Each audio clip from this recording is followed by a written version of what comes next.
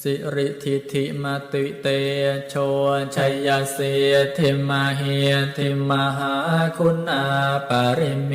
ตปุญญาธิการาสสะพันตรายนิวารณาสมัทธาสัพพะวะโตอะระหะโตสัมมาสัมพุทธัสสะทวาติงสมหาปุริสลักขณานุภาเวนะอสิตยานุพยัญชนะนุภาเวนะอาทุตรสตมังคลานุภาเวนะชาพันนรังสิยานุภาเวนะเกตุมาลานุภาเวนะทาสปารมิตานุภาเวนะทาสอุปปารมิตานุภาเวนะทาสปลมาทปารมิตานุภาเว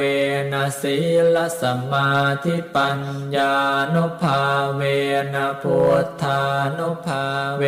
นะธัมมานุภาเวนะสังฆานุภาเวนะเตชานุภาเว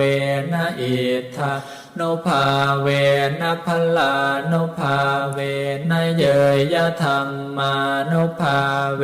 นะจตุราสีติสหัสธรรมขันธานุภาเวนะนวโลกุตรธรรมานุภาเว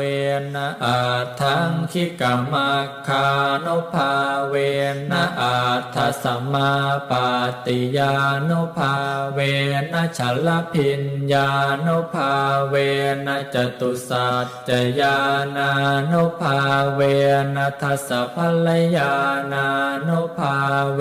นะสัพพัญญุตญาณานุภาเวนะเมตตากรุณามุทิตาอุเบกขานุภาเวนะสัพพปริตานุภาเว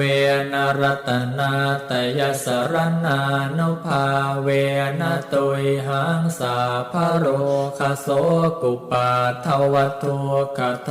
มนาสุปายาสามินาสันตุสาภอันตรายาปิวินาสันตุสาภสังกัปปาตุยหังสามิชันตุทีขายุตาตุยหังโหตุสตวาสชีเวนะสมังคิโกโหตุสาพทาอากาสปาพัตตวนาภูมิคังคัง